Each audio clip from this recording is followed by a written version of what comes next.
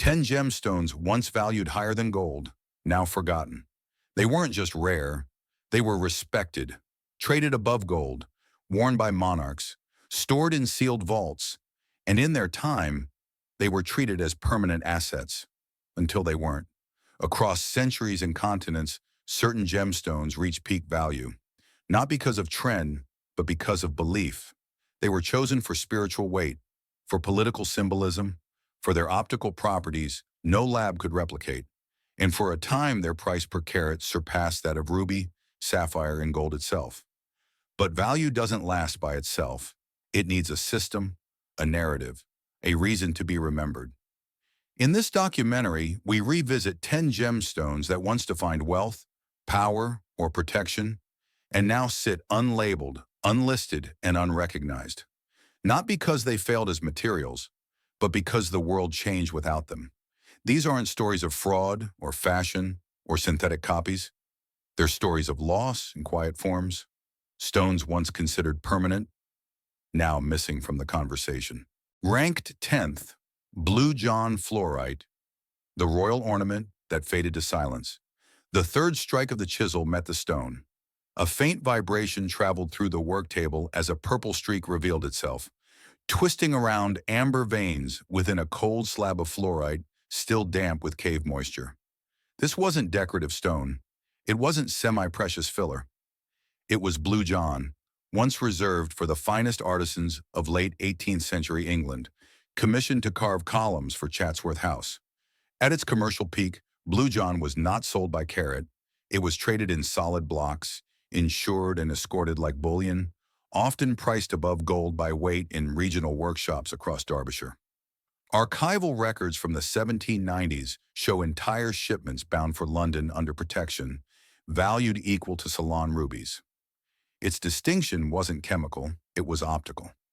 Natural stratification between violet, blue, and golden fluorite formed layered patterns, never replicated at any other known mine worldwide. Cut thin and inlaid into goblets, caskets, or architectural details, Blue John didn't mimic luxury, it defined it. For a time, it embodied the imperial identity of English craftsmanship, luxury with no intention of resale, but the very traits that set it apart made it vulnerable.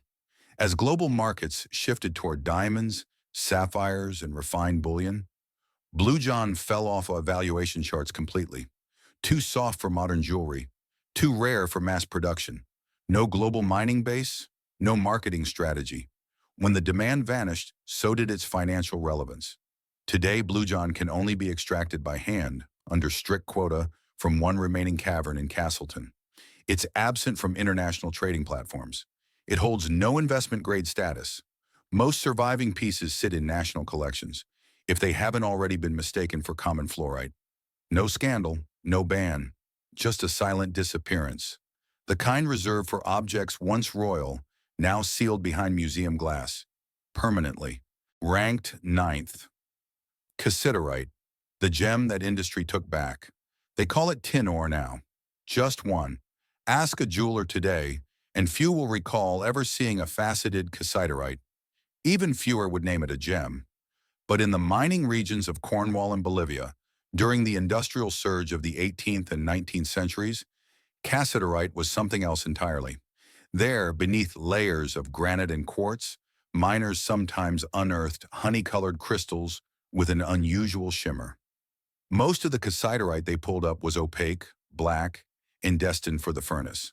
But once in a while, just once in 100 tons, came a transparent gem-quality stone with a deep fire and shocking weight. Not jewelry store stock, not cut for the masses. These stones were private, traded directly from miners to buyers who knew what they were looking at. Faceted locally, sold for more than gold, gram for gram, in some towns where tin wasn't just a resource, it was power. Cassiterite is a paradox. It's denser than diamond. It flashes with dispersion rivaling topaz. It cuts clean, and it holds polish, but it doesn't advertise itself. It was never marketed to royalty, never wrapped in mythology, never pushed by empires. Its value was set in ledger books and local trust, not salons in Paris or auction blocks in London. In Cornwall, gem-grade Cassiterite held cultural value. Black tin, as the locals called it, funded generations. Those rare transparent crystals, brown like aged whiskey, sometimes amber clear, were set in brooches, mourning rings, or gifted to mine owners and engineers as personal tokens. They carried the prestige of labor, not luxury, and in some cases, fetched more than sovereign coins of the same weight. But the Industrial Revolution didn't favor sentiment. It favored output. Cassiterite's utility quickly overtook its beauty. With the global rise of soldered circuits, tin-plated steel, and industrial-grade alloys, every gram of cassiterite became too valuable to be worn. Jewelers forgot it. Markets ignored it. Investors never heard of it. No scandal, no collapse, no market manipulation, just quiet repurposing from gemstone to wire. Today, cassiterite still flows from the ground in dozens of countries, but it's crushed, smelted, and alloyed before it ever sees light. The faceted forms are gone. Museum samples remain, mislabeled or unremarked. And in auction records, it simply doesn't appear. A stone that once rivaled gold now lives inside smartphone circuits and solder joints, traded by the ton, not the carat, not because it lost its brilliance, but because it served a different master. Ranked 8th, Idocrase, the altar stone, that outlasted its altar. The reliquary is carved in dark wood. The setting, lined with dull metal, holds a pale olive gem, slightly translucent, softly fractured, no longer symmetrical. But 150 years ago, the single piece sat beneath a gilded cross in a church funded by Italian nobility. The stone is Idocrase, once held sacred, now barely spoken of. In the 1800s, Idocrase was prized across central Italy and southern Switzerland, not as a fashion gem, but as a material of spiritual importance. Unlike imported stones from Asia or Africa, this mineral emerged from native volcanic terrain, quarried near Mount Vesuvius itself. To clergy and sculptors of the time, that mattered. A stone formed by fire beneath sacred earth, a gem that could be cut, set, and offered without leaving European soil. Idocrase was chosen to line altars, to mark sarcophagi, to frame icons of saints. It became a physical bridge between earth and ritual. For decades, specific cuts of Idocrase fetched more than jadeite or spinel. The Vatican itself commissioned Vesuvianite objects for ceremonial use, not for their optical properties, but their origin.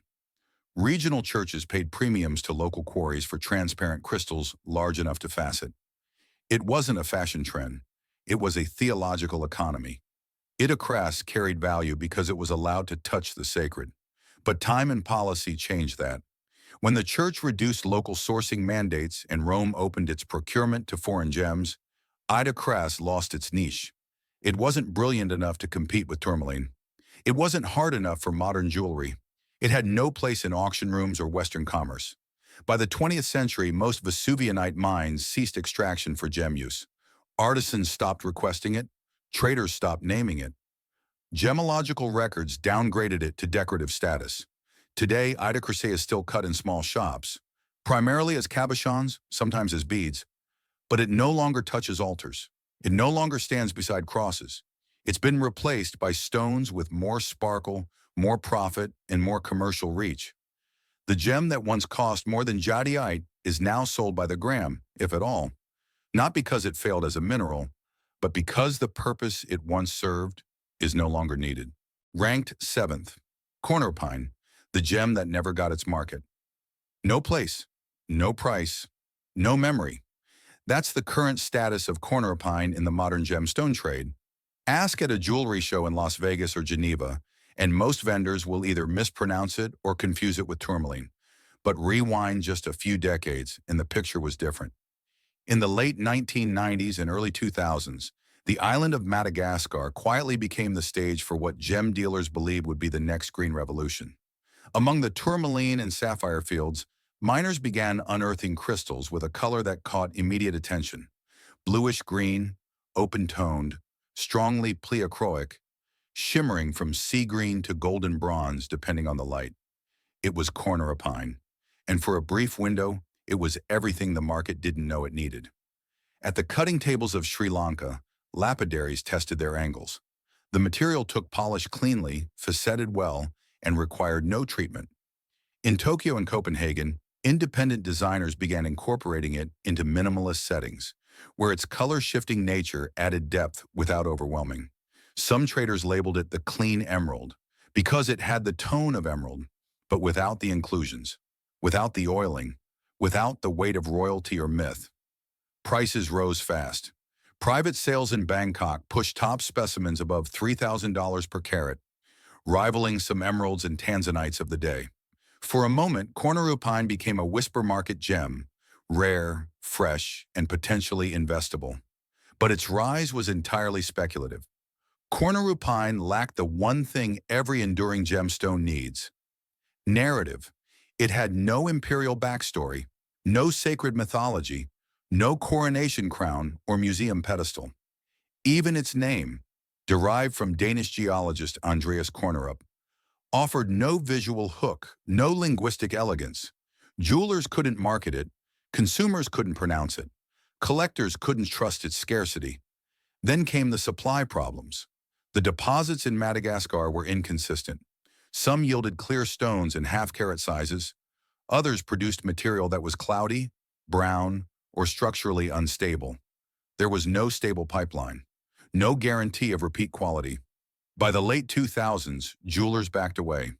Auction houses dropped it from listings. Pricing data disappeared from trade reports. And Kornerupine, once whispered about as an emerging challenger to top-tier colored gems, was removed from the conversation entirely. Today, Kornerupine survives only in isolated collector trays and mislabeled online listings. The average buyer can't distinguish it from chrome tourmaline. The average seller won't stock it because no one asked for it, and so it sits, not devalued, not rejected, but unacknowledged. A gemstone that showed all the traits of greatness: unique color, excellent optics, decent hardness, and rare formation. But it arrived without a stage, without a language, without a world ready to see it. Ranked 6th, Clinohumite, the topaz pretender. That wasn't allowed to compete. The gem was warm orange, crystal clean, faceted, weighed just under 2 carats. But the dealer frowned. Topaz? Someone asked. No, he said. Clinohumite. The group stepped back. In gem shows from Bangkok to Munich, that's where the story usually ended. Not with excitement, with silence. Clinohumite is one of the few minerals in the world with the optical clarity, color saturation, and luster to rival well-cut topaz or even sapphire. And yet, in over 2 centuries of gem commerce, it has never been allowed to play in the same league. For most of its history, Clinohumite was considered uncuttable.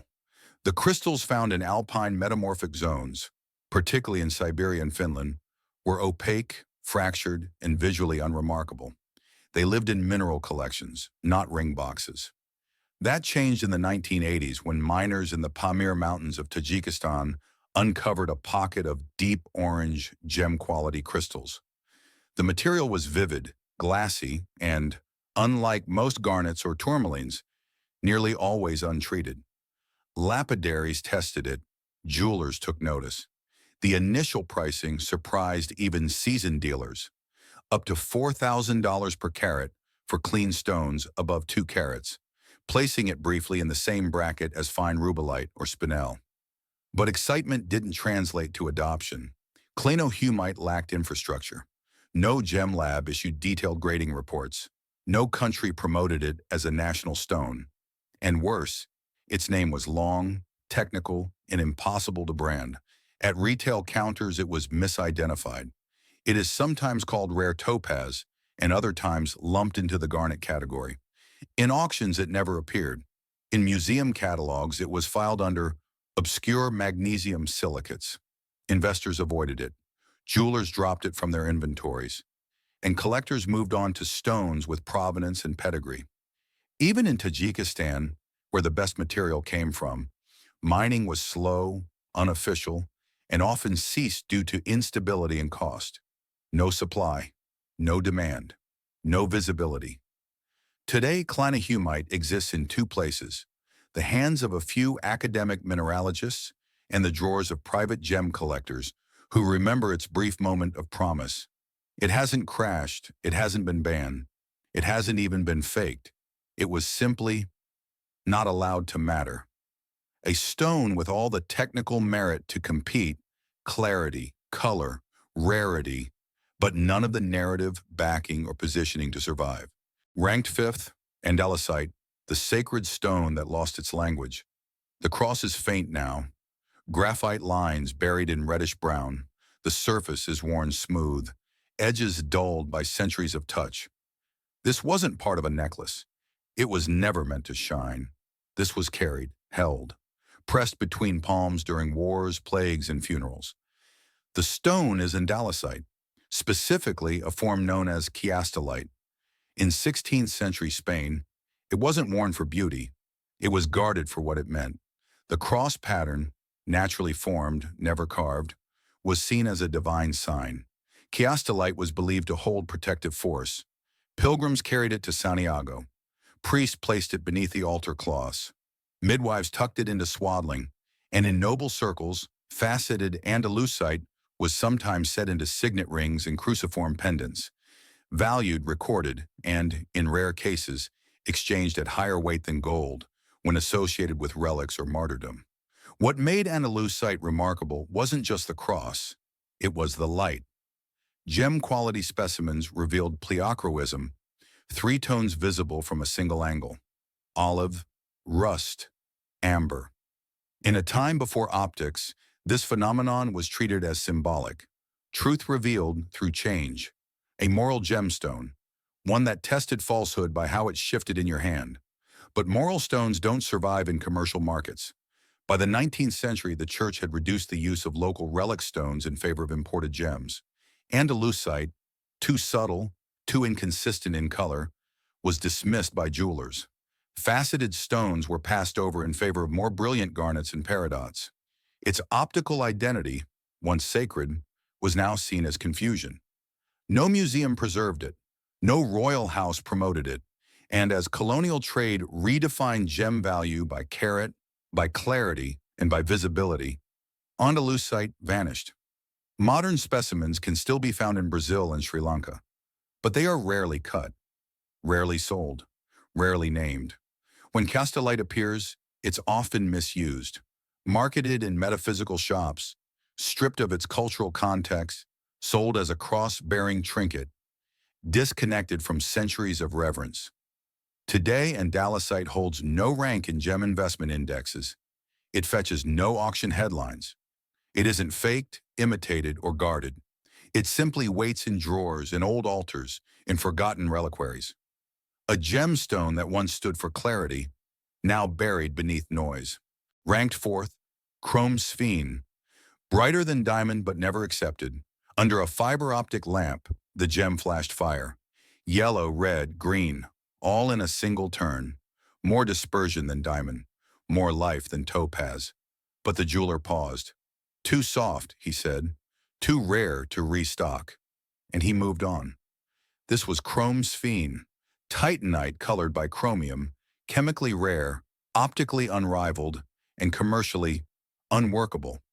Discovered in the 18th century and cataloged in Europe by mineralogists for its exceptional optical properties, Sphene should have been a contender. It displayed the type of brilliance customers associate with high-value stones. Not subtle glow, but spectral fire. In controlled conditions, its light dispersion even surpassed that of diamond. By the early 1900s, gem-quality Sphenes, especially green chrome-rich varieties from the Urals, began circulating among European lapidaries. Set into custom brooches and pendants, they fetch prices equal to, and occasionally above, sapphire or spinel. But it didn't last. Sphene broke too easily. With a hardness just over 5, it scratched on contact with quartz. It chipped under pressure, and even the best cutters struggled with its fragile cleavage planes. It was stunning in theory, unstable in practice. When the jewelry world shifted toward durability and certification, Sphene couldn't keep pace. Labs could measure their optics. Collectors could admire its spectra.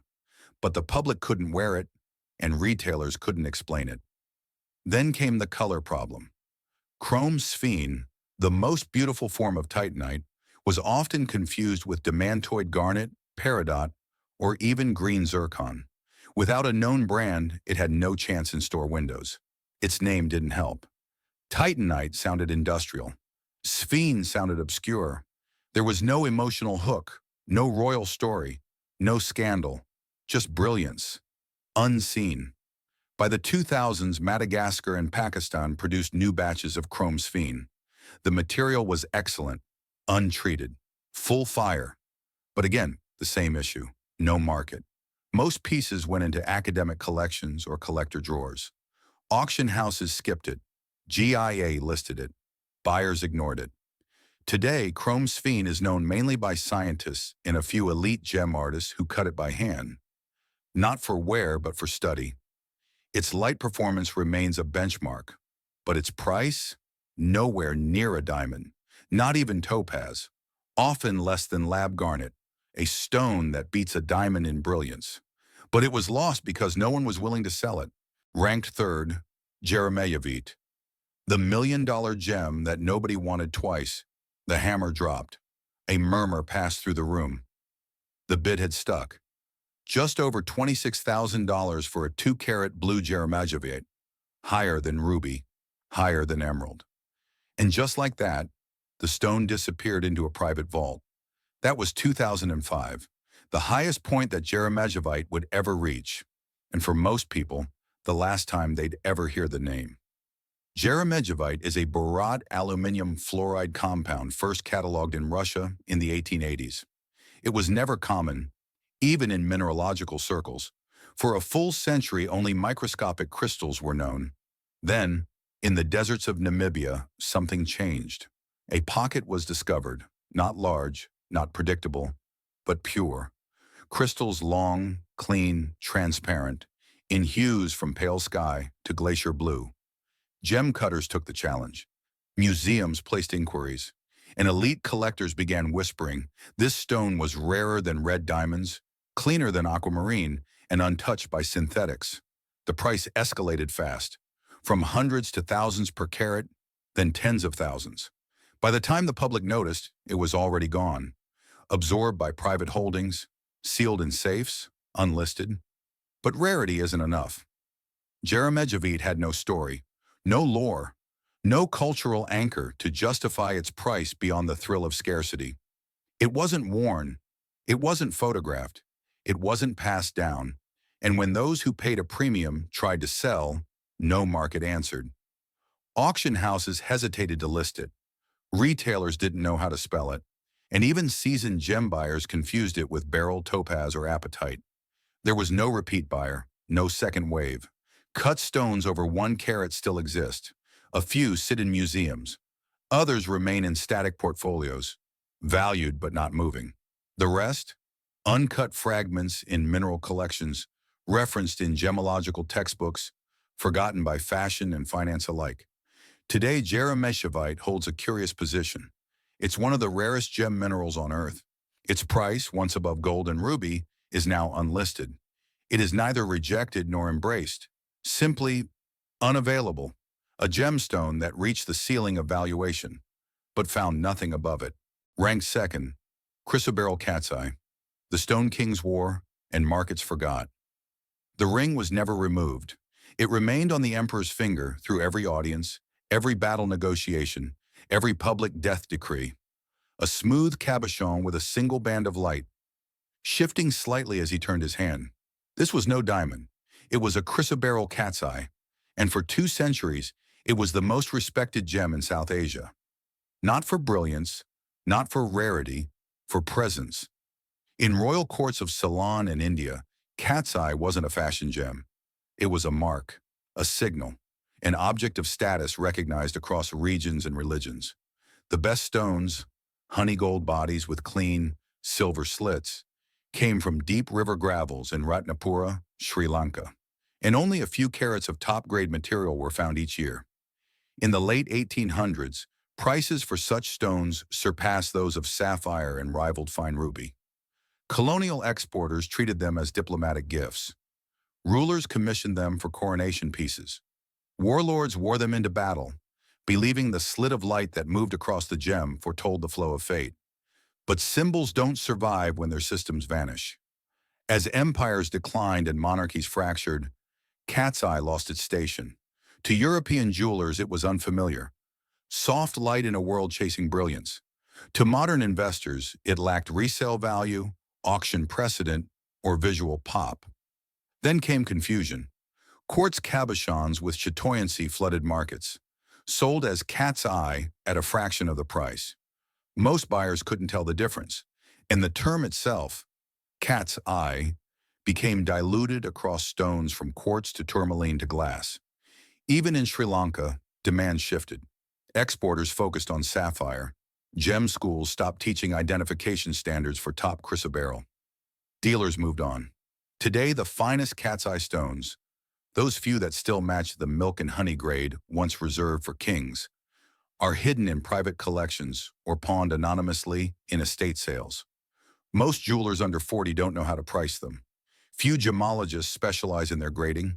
No synthetic version replaced it. No marketing campaign revived it. It wasn't outcompeted, it was unrecognized. A gemstone that once denoted power, now mistaken for costume jewelry. In first place, Zultanite, the trademark gem that couldn't survive the spotlight. The packaging was flawless.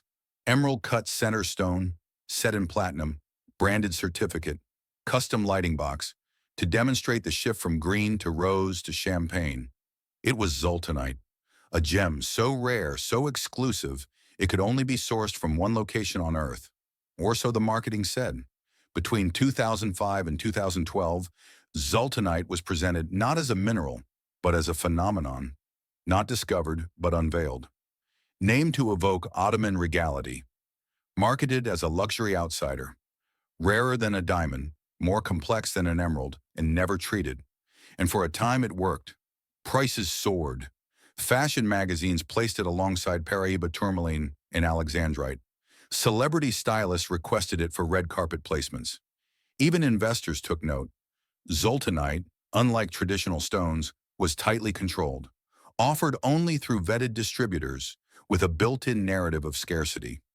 What they didn't say was that Zultanite was diaspore, a mineral known to science for centuries, but dismissed by jewelers for being inconsistent, brittle, and too rare for commercial volumes. What they did was repackage it, control it, and frame it as untouchable. But artificial rarity only lasts as long as the illusion holds. By 2015, cracks appeared. The mine maker, the only known source of faceable material, was placed on indefinite closure. The trademark lapsed. Resellers struggled.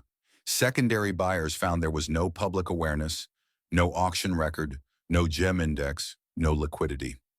When branding vanished, so did the price floor. Stones once sold for $2,000 per carat were offered at 10% of that, and still unsold. Some remained in safes, others were quietly relabeled as diaspora and pushed through lower-tier channels. The gem never failed in substance. Its pleochroism remained remarkable. Its source was still singular, but its ecosystem, the thing that made it a product, not just a crystal, dissolved. Today, Zultanite no longer exists in any formal registry. Diaspora, its mineral name, appears in obscure catalogs, often listed next to iolite or fluorite, valued for interest, not investment. It is no longer exclusive, no longer expensive, and no longer marketed. A gemstone once placed in platinum, launched with press campaigns and sold above the price of gold, now buried under a brand no one remembers, and a name no one knows how to pronounce. None of these gemstones was lost. They still exist, in collections, in old catalogs, in drawers that haven't been opened in decades. What changed was the context. The rituals they once supported disappeared. The markets they once led collapsed. The meanings they carried faded into silence. Their brilliance didn't fail. Their hardness didn't crack. But their time ran out. In a world where gem value is increasingly tied to visibility, branding, liquidity, stones without a story are treated as stones without worth. Even when their geological rarity has never been replaced, some may return, others will remain quietly buried in history, Not by geology, but by forgetting. Because in the end, no gem holds value by itself. Not sapphire, not ruby, not even gold. Value survives only when someone keeps asking why it mattered.